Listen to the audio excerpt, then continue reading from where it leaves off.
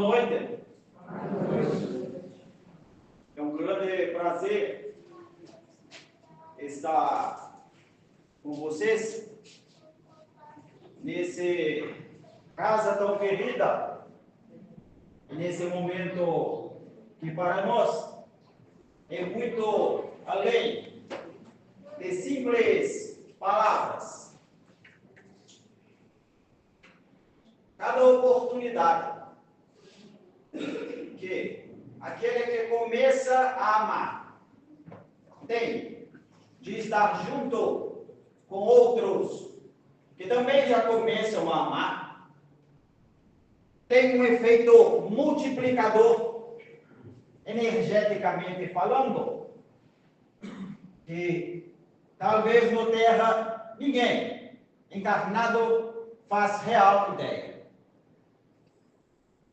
Quando Cristo Jesus trouxe o fenômeno, assim como foi relatado, da multiplicação do pão, a sociedade material, eu diria que empobreceu a riqueza desse ensinamento. Devemos compreender o pão como todo tipo de alimento. E o principal alimento do Espírito é o amor. O amor cura tudo, definitivamente tudo. O amor reconstrói tudo, definitivamente tudo. O amor dissolve tudo que não é bom, definitivamente tudo. Mas se fôssemos colocar medida no amor, poderíamos dizer que temos pedaços de amor. Um pedaço pequeno, um pedaço médio e um pedaço grande. Eu poderia dizer que quanto mais pedaços de amor nós juntamos, mais exponencialmente amor nós temos. E quando me refiro a esse momento de comunhão, é sobre o multiplicar dos pães que estamos falando. Em toda casa de oração, ou templo de oração, que os humanos levam o moral a sério, ali é como se nós tivéssemos uma usina de pedaços de amor. É como se fosse uma fábrica. E é tão interessante que a nutrição acontece sem que vocês percebam. É muito comum no Terra, no momento da Terra e da sociedade, darmos muito mais relevância para a nutrição material.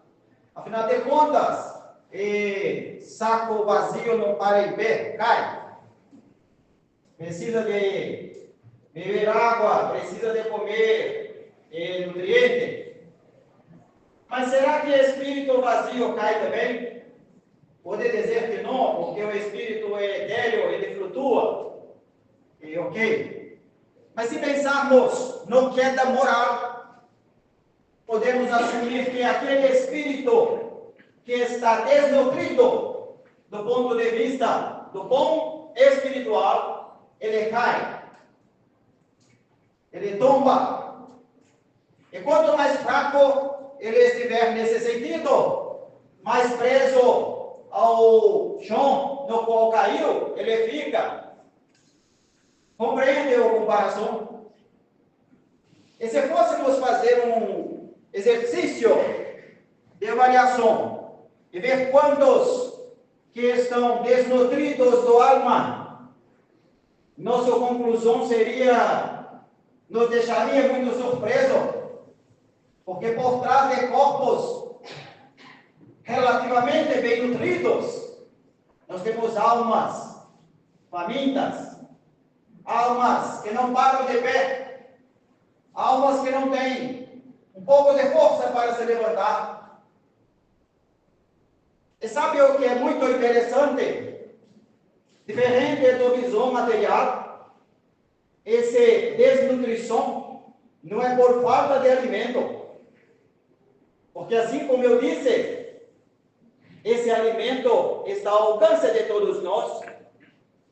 Esse alimento ele é infinito, abundante, porque sem ele não seria possível a vida. Então, se esse alimento, que é o amor, está em abundância no universo, todos nós podemos multiplicá-lo. Se estamos desnutridos, fracos e caídos, isso é porque é uma opção individual de cada um. E eu me refiro a todos. Não existe uma escassez do alimento para o homem santo, para o homem do crime, para o homem doente do corpo. Todos têm acesso a esse recurso. Todos em seu íntimo, inclusive, sabem como buscar.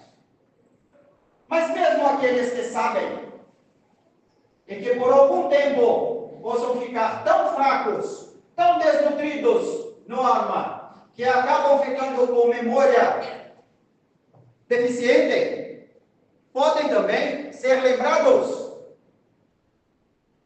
Mas se eu, enquanto indivíduo, desconheço nesse momento por um esquecimento temporário, que tenho todo o pão espiritual à minha disposição, qualquer um de vocês pode me lembrar. E sabe o que é mais bonito ainda na matemática divina?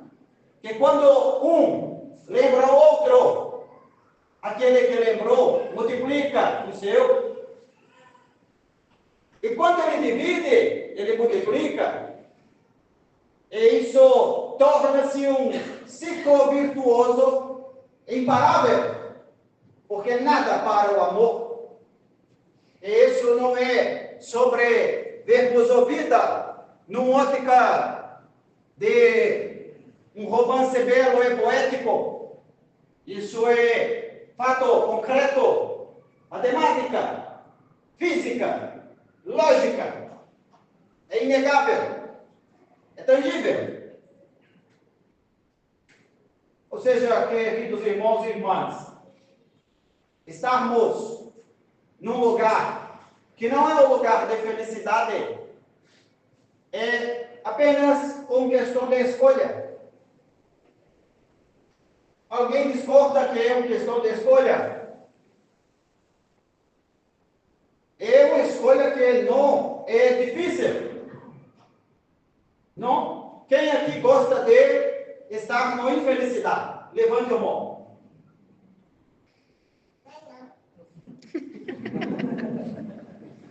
Você menina sabe a resposta. Então ninguém gosta.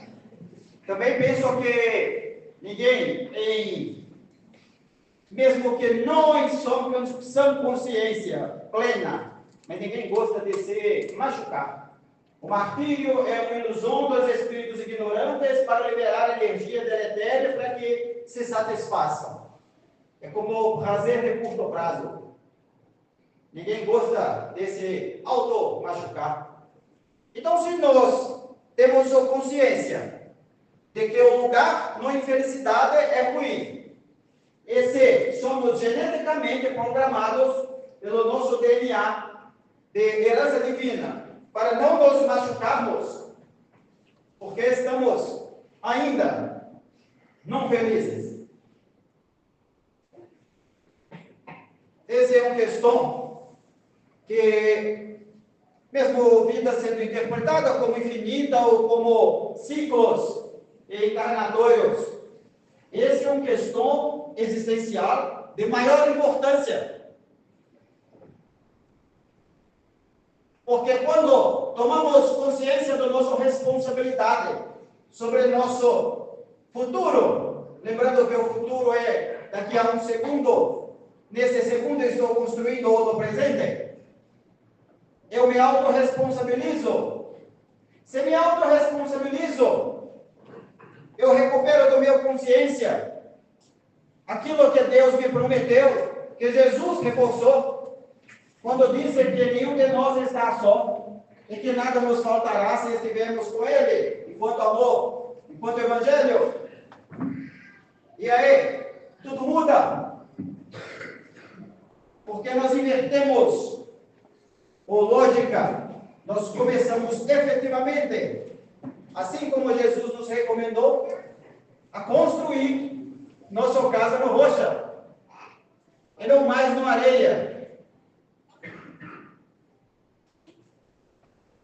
E quando pensamos sobre o casa, estamos dizendo o casa mental, aquilo que somos e seremos.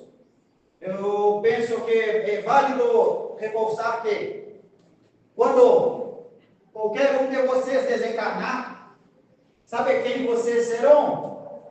No próximo instante, depois do coração parar de bater? Os mesmos que são agora. Definitivamente nada muda no casa mental. Estamos falando de reconstrução ou de construção de casa mental. Então pense que é responsabilidade individual de cada um e que é um chamado grande priorizar a construção ou reconstrução do casa mental. E que esse casa, se não construído no rocha, vai cair. É o fato.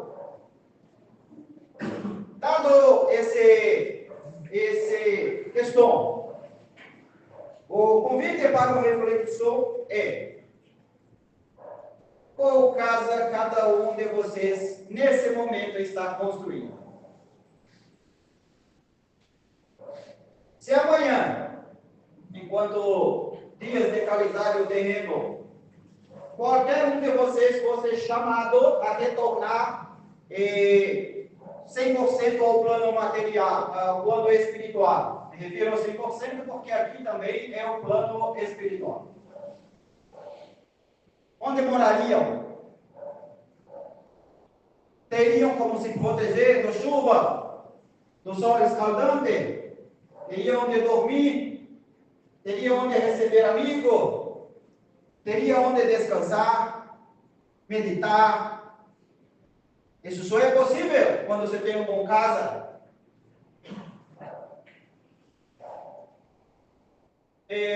O grande tema que queria trazer era esse. Reforço mais um ponto. Devemos entender que o cristão abraça a autorresponsabilização.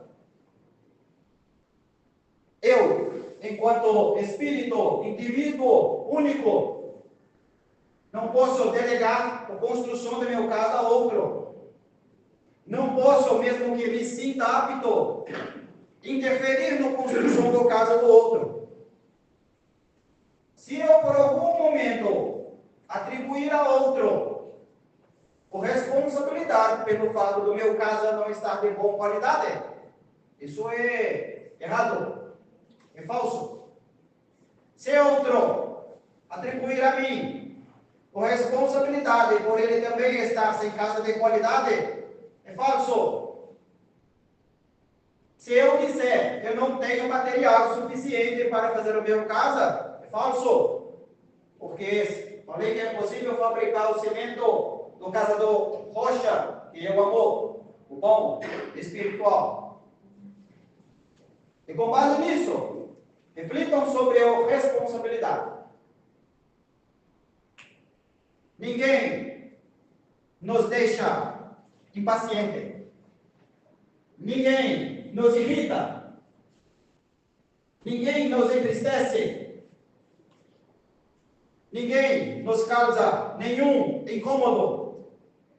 Somos nós que, se ainda não abraçamos a autorresponsabilidade, trabalhamos com pouco esforço no nosso despertar, no nosso amadurecimento. Não é o próximo que irrita, sou eu que não desenvolvo minha flexibilidade mental, sou eu que não me cuido para ser paciente, sou eu que não desenvolvo minha empatia e minha caridade para me colocar no lugar do outro. como se diz, do tirar do sério. Ninguém deve me tirar do sério. Se isso se der, é porque eu não consegui me manter equilibrado mentalmente. E ninguém pode roubar meu casa, porque o casa é somente minha. Nós não podemos roubar o casa do outro. O casa é somente dele. Reflitam sobre o tema. É muito belo se todos levassem para o casa material um pouquinho desse incômodo, um pouquinho dessa pergunta. Hoje, como está meu casa? Hoje, eu estou pronto para viver mais tempo nessa casa? Hoje, eu posso receber com os amigos nessa casa? Que tipo de amigo tem frequentado a minha casa? Que tipo de companhia eu tenho colocado do porta para dentro? E se me falta algo, não é por escassez desse algo. Se me falta algo, é porque ou eu estou desenergizado e caído, e devo me desenvolver humildade para estender o mão, ou é porque me falta vontade de construir um casa de ferreiro. E tenho quantos minutos? Acabou o tempo? Não, quer começar aí? 5 minutos? Então, esses 5 minutos, convido alguém a fazer alguma pergunta ou comentário, seja de qualquer natureza, mas se melhor direcionado ao tema, serve para a maioria. Alguém deseja algo? Como é o nome do senhor? Dalmo. Dalmo. Eu queria te perguntar o seguinte, quando há um desencarne do indivíduo, assim, eu tenho uma certa dúvida, a gente estuda, como seria essa sociedade na pátria espiritual?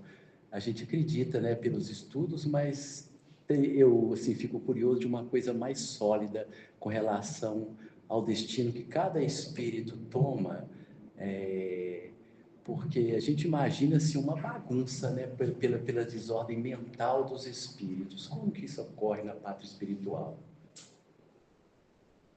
É bom questão. É tão bom questão que eu vou te surpreender com a resposta. Mas antes de surpreender com a resposta, vou estabelecer uma premissa para não soar confuso. A harmonia é o estado único do universo. Não existe uma bagunça, mas farei uma ponderação sobre seu conceito para didaticamente respondê-lo. Tudo aquilo que se vê, que aparece bagunçado, é harmônico. Porque se fosse bagunçado, Deus, que é a sabedoria suprema, estaria falhando, pois estaria com desordem. E isso não é verdade. Mas no seu pergunta, se você fazer uma comparação entre a matéria densa da Terra e a matéria sutil da Terra, porque a depender de cada estrela, isso pode variar. Existem matérias que entenderíamos grosseira, mas que para o terráqueo ela é muito sutil, a ponto de não ser nem percebida. Como existe também o etéreo, tão etéreo, que para muitos espíritos desencarnados no Terra é imperceptível. Mas no Terra, os espíritos têm oportunidade de se separarem. O que quero dizer com separar? Imagine que você tem um espírito que gosta de cidade. E cidade, zona urbana, tijolos, fumaça, barulho. Encarnado. E tem outro que se gosta do mato, riacho, natureza, flora, fauna. Então, cada um tem condição de ficar onde ele deseja. Porque tem certo livre-arbítrio, que é o direito de ir e vir. E ok, da mesma forma que às vezes aquele espírito que está no mato tem outros interesses e vai para a cidade. E mesmo que ele goste de mato, ele vai para a cidade por trabalho, por interesse em outras pessoas. É isso, sim, a seu ponto de vista, didaticamente falando, é uma bagunça. Porque a auto-organização não respeita a afinidade em totalidade. Quando o espírito desencarna, retorna para seu habitat original, isso não é mais possível. O espírito que gosta de mato, eu faço o exemplo didático, não leve tão pé da letra. O espírito que gosta de mato, ele não irá para o mato, ele será sugado, puxado para o mato. É o espírito que gosta de cidade, ele não irá com a própria perna, ele será puxado, ele será sugado para a cidade. E se eles quiserem se juntar, eles precisam de ter interesses em comum. Senão é impossível, eles sequer vão se enxergar. Quando Jesus disse, aonde está o seu tesouro, está seu coração, é um pouco sobre isso. Nesse plano material, eu posso ter meu tesouro e meu coração em lugares mesmos, mas com um tesouro diferente do seu, estamos juntos. Porque aqui tem seu propósito. Mas quando retornamos é diferente. Então, quando retornamos, se eu quero estar com espíritos que não são violentos, eu devo ser não violento. Se eu quero estar com espíritos que cultivam o amor, eu devo cultivar o amor. Se eu quero estar com espíritos que cultivam o trabalho na natureza, eu preciso gostar e desenvolver o senso do trabalho na natureza. Essa é a cola que faz com que fiquemos juntos. Mas não é possível que eu mude de ideia em um átimo de segundo. Muitos pensam que sim. Quantos já não ouviram falar daquele que quando está chamado no visão terrena, leito de morte, se ele se arrepender, tudo muda. Depois de 80 anos terrenos, de pouco autorresponsabilização, o espírito então toma uma decisão de naquele último respirar, no último inflar de seu pulmão físico, ele mudará de ideia. Isso faz sentido? Considerando o senso de justiça? E se ignorarmos o senso de justiça? Pensarmos simplesmente numa questão de mudança de padrão vibracional. Não existe alguém que durante 80 anos teremos vibrou um determinado padrão e um segundo depois ele altera completamente. A mudança leva tempo, e bastante tempo, dependendo do caso. Por isso o convite, começar a preparar nosso futuro já. Onde queremos estar? Foi o que eu disse pelo casa. Que casa quero morar? Em que cidade quero que essa casa esteja instalada? Quem que eu quero morar junto? Quem quero receber de visita? Isso é obra para já. E para sabermos, dado o nosso desejo, se conseguiremos, precisamos de pensar hoje como está a minha construção. É isso, queridos irmãos. Eu agradeço 5 minutos exatos. Se fez conta, viu que não passou. 1 segundo. Agradeço a oportunidade. Hoje, Exéquiel me solicitou para vir em seu lugar, nesse diálogo de segunda semana de cada mês do calendário. Eu sou um grande amigo do casa e trabalho aqui tem muito tempo e teremos todas as oportunidades de nos vermos muitas vezes ao longo de tantos anos que ainda virão pela frente. E seria muito bom se pudesse estar aqui com vocês daqui a tanto tempo e ouvir sucessos, casos de sucesso de construção ou de reconstrução de vossos casas. Que a paz de Jesus habite em vossos corações.